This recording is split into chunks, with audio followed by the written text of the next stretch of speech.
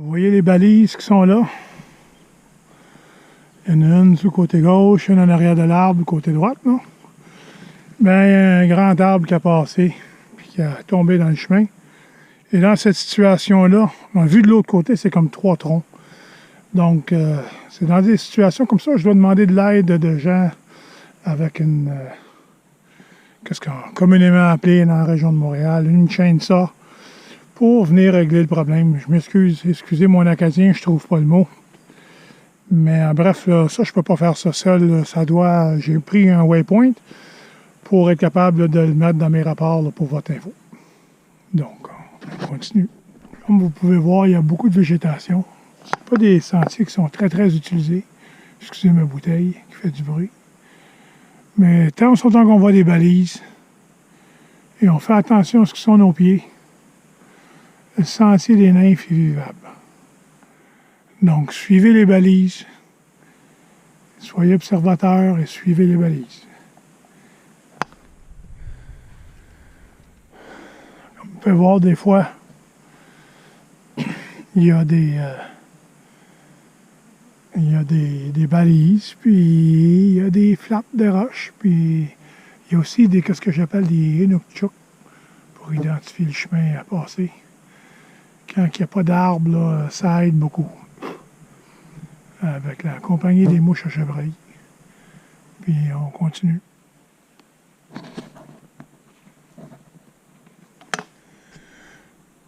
De retour avec vous. Ici, comme je suis au lean-to au kilomètre 15.5 sur le sentier des nymphes. Bientôt, je vais faire mon explosion d'équipement. Je suis seul. J'ai enlevé un peu de crottes d'animaux. Puis le plancher est tout sain, tout propre. Je ne vais pouvoir y installer ma tente. Comme vous pouvez voir, je suis en train de sécher mes gants parce que j'ai tombé dans l'eau. Et qu'est-ce qui est plus plaisant, c'est qu'au moment où j'ai tombé dans l'eau, que je me souviens très bien où j'ai tombé, en l'entour du kilomètre 15, donc 0.5 en arrière de moi, j'ai perdu mes lunettes. Hey, quel plaisir! Quel plaisir! Donc, demain, à mon retour, là, ça m'a pris 5 heures faire l'entretien du 12.5, aller jusqu'ici 15.5. Parce que il y avait vraiment beaucoup de nettoyage à faire. Et d'ailleurs, la chainsaw sera requise à peu près, je pense, c'est 6-7 fois. À l'entour du 15, ça a tombé énormément. Entre le 13 et le 14, ça a tombé énormément.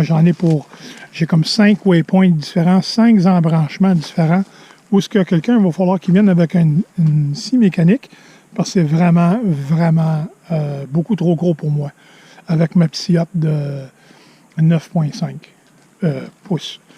Et vous voyez là, du lean-to, aller jusqu'à, vous allez voir là, ici, là, restez avec moi, je suis un peu plus reposé, j'ai pris un peu d'eau, j'ai pris un peu de gorp, je vais vous montrer ça tantôt.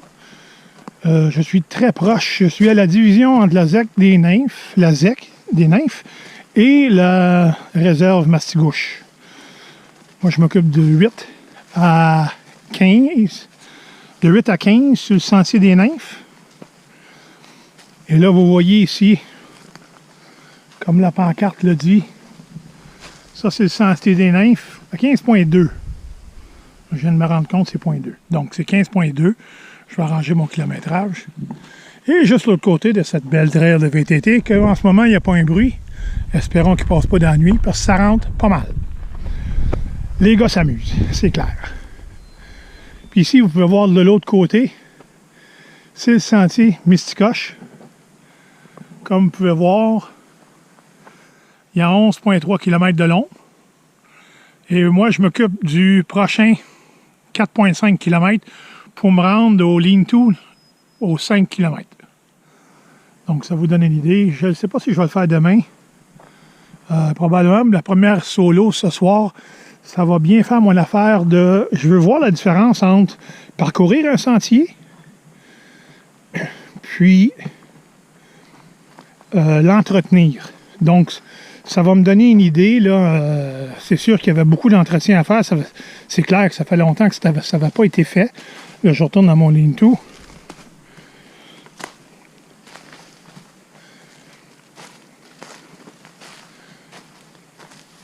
Naturellement, on a juste à suivre les balises. Vous voyez, des fois, c'est de la peinture comme ça. Et des fois, c'est des balises comme ça. Tout simplement. Et oui, Réal, le blanc va vers le haut, comme tu m'avais expliqué. C'est rendu une vieille running gag. Excusez mon acadien, j'ai toujours tendance à parler les deux langues. Et je vais m'installer un peu plus, puis je vais vous montrer ça. Puis je vais m'asseoir avec vous, discuter d'un, je veux remercier des gens pour plusieurs raisons. Parce que dans la vie, c'est important d'en prendre compte. Donc, je vais sortir tout ça et à bientôt. Voilà ce que l'air, mon installation pour la soirée. Là, je suis gâté à soir dans le fait que je suis tout seul dans le fameux lean-to. J'espère que vous voyez assez bien. Je vais vérifier une fois à la maison, voir. Mais vous pouvez voir mon explosion de sacs. Donc, ma nourriture, mon repas pour la soirée. Je vais aller me coucher de bonne heure pour partir de bonne heure demain matin. Moi, tout est en sac. Tout est dans des différents sacs parce que j'aime un sac étanche à l'eau. C'est un sac, un slog bag qu'on appelle. Là. Mais je pense que c'est un slog bag que j'ai acheté chez MEC, mais je crois que je devrais probablement changer quelque chose un peu. Mais je vous reviendrai là-dessus, là, éventuellement, si jamais il y a le cas. Mais généralement, un lean-to comme ça, c'est bon pour, disons, 6-7 personnes là, qui sont couchées en long, comme vous pouvez voir. Mes gants sont en train de sécher. Moi, j'ai réussi à tout sécher. Je voulais, en même temps, vous pouvez voir, là, je vérifie moi, que mon eau bouille. Et je voulais vous parler, moi, je fais beaucoup d'ampoules entre les orteils quand je fais mon jogging et aussi, naturellement, quand je suis en sentier de marche, là, surtout si j'ai pas de pôle de marche. Quand je fais de l'entretien, j'amène pas de pôle. Il semblerait que c'est inutile, qu'est-ce que mon collègue m'avait mentionné. J'ai pas amené de pôle, c'est très accidenté, mais des Injinji Toe Socks comme que j'ai présentement, là, pour moi, là, c'est formidable. Un, ils sèchent très rapidement. Deux, sont très confortables. Et trois, jamais d'ampoule. C'est pas compliqué. Parce que j'ai tendance à cramper des orteils. Fait en crampant des orteils, ça me donne des ampoules. Fait que les Injinji Socks, c'est quelque chose que j'adore énormément. Et encore, les gants sont en train de sécher. Puis, je ne sais pas si vous voyez là-bas, là, mais il y a un ce que je pourrais appeler un arbre là, qui est au sol. C'est là que je vais mettre ma boîte à lunch que j'appelle mon Garcia Bear Canister, que vous voyez ici. Je lui ai mis des tapes réfléchissants là, si jamais j'ai besoin de le trouver dans la nuit. Mon téléphone est en train de charger. J'ai de l'eau à quelques 0,5 km, là, même pas 0,2 0,2 km en réalité de moi. Fait que mes runnings sont en train de sécher. Puis demain, je vais faire un retour dans l'autre sens pour me rendre à l'auto.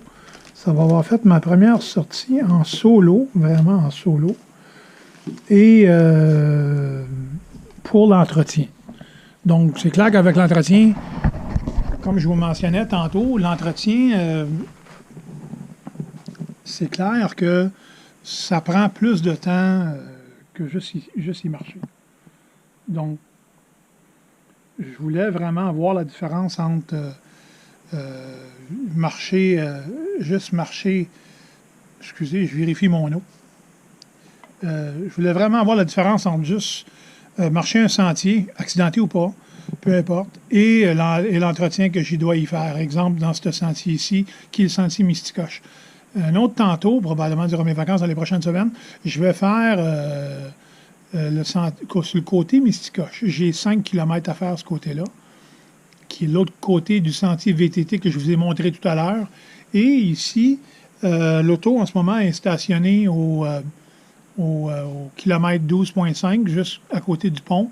Et j'ai un petit bout là, que j'aimerais revisiter. Donc, à mon retour demain, tout ce que je vérifie, c'est mes balises. si je suis satisfait de mes balises. Je sais que le chemin a été dégagé par moi-même et qu'il y a des places où que les gens devront revenir avec leur scie mécanique. C'est vraiment accidenté, puis il y a beaucoup de travail avec la scie mécanique. Mais en bref, je voulais remercier mon cher, qui est maintenant mon cher ami, Alexandre Coser, qui est pour moi un bon ami, suite à l'enseignement qu'il m'a fait de survie, donc de survie en forêt boréale. Ça m'a permis de vouloir être intéressé un peu plus, puis c'est pas du camping, c'est pas du sentier, on est d'accord. Mais pour moi, ça m'a donné si vous voulez, le courage, si vous voulez, ou le plaisir d'aller pousser plus loin, puis faire vraiment là, des excursions en sentier, soit avec ma conjointe qu'on aime déjà, ou avec mon garçon, ou seul, en préparation pour bien d'autres sentiers dans l'avenir.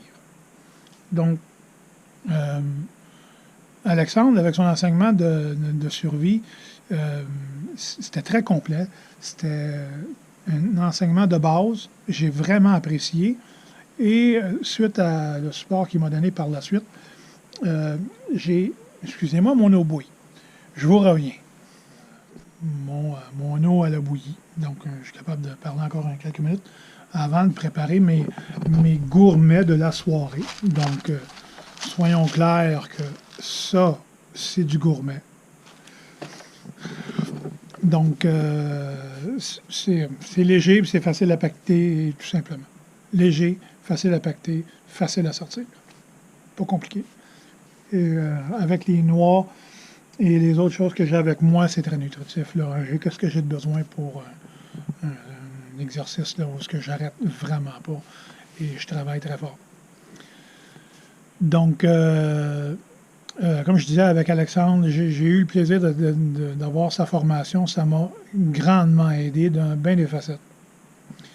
J'ai aussi, je voudrais mentionner 2 collègues de travail que j'apprécie beaucoup pour leurs commentaires, qui est François Marcil et Richard Lusignan. Donc, François et Richard, merci de vos conseils.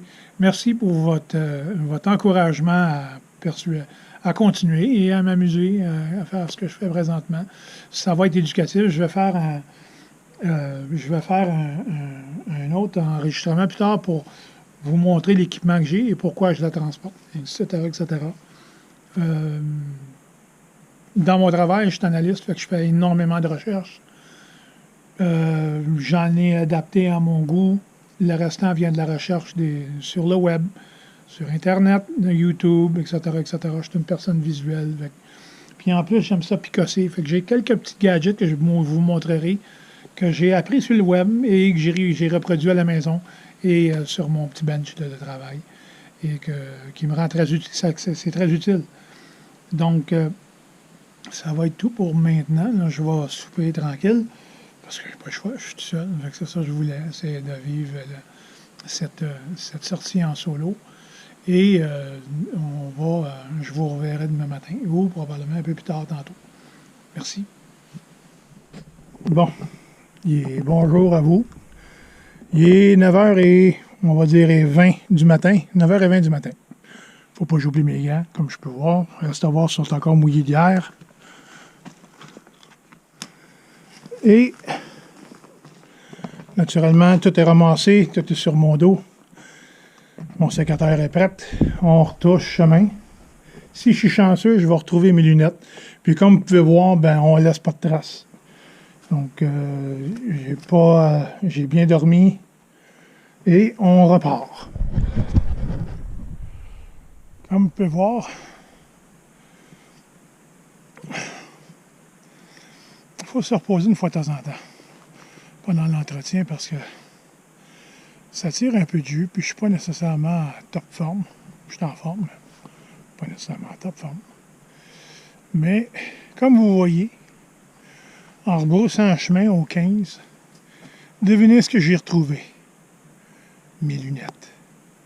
Ou ce que j'avais bêché dans l'eau. Merveilleux. Ça, c'est une bonne journée. Les petites choses dans la vie, des fois, c'est gros. Et on continue. Le pire est fait. Vous voyez, je suis sur mon chemin. J'arrive d'un tracé là qui est relativement très bien dégagé. J'arrive ici, puis je dirais qu'il faut continuer. Mais regardez à terre. Il y a plein de morceaux de bois qui vous indiquent, si vous êtes attentif, que vous ne devez pas passer là. Mais je vais en rajouter d'autres. J'ai une belle pile ici. La raison est, c'est parce qu'il faut s'en aller par là-bas. Fait qu'encore une fois, quand vous manquez de balise, revenez à votre dernière balise et soyez observateur, vous trouverez votre chemin.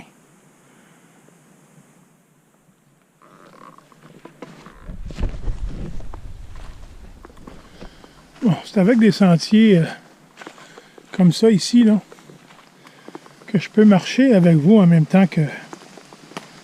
parce qu'il n'est pas trop accidenté. Il y a un beau petit vent, heureusement, ce matin, qui est génial. Je viens de passer le kilomètre 14, qui veut dire qu'il me reste encore un kilomètre et demi pour me rendre à l'auto. En même temps, je fais le contresens, qui me permet de vérifier les balises de l'autre sens, et voir la végétation. Il y a un moment donné où les scies mécaniques vont être requises, comme j'avais déjà parlé. Ça va être dans mes rapports. Dans mon rapport. Pas plusieurs, mais un seul. Et tu vois, des fois, là, les sentiers sont très bien balisés. Des fois, il manque... Des fois, vous voyez des petites affiches comme ça ici. Et on continue. Je vais reprendre mon souffle un peu. Pour votre information, sur le sentier des Nymphes, entre kilométrage 14 et 13, et à un moment donné, est-ce qu'il faut soit descendre un mur de boîte pour se rendre au 14, ou monter un mur de boîte pour se rendre au 13. Fait que faites attention, c'est pas nécessairement évident, mais si vous êtes observateur, vous voyez les bannières. Suivez les bannières. À bientôt. Bon ben, comme vous pouvez voir, j'étais à l'accueil de Zac des Nymphes. J'ai fini mon entretien pour le secteur que je voulais faire, donc du 12.5 aller au 15.2 sur le sentier des Nymphes. Il va rester, à mon avis, là, encore 4 jours d'ouvrage, 1, 2, 3, 4 jours d'ouvrage pour finir mon entretien pour cette année. Donc, je voulais vous remercier de m'accompagner. Revenez, il va en avoir d'autres. Merci beaucoup.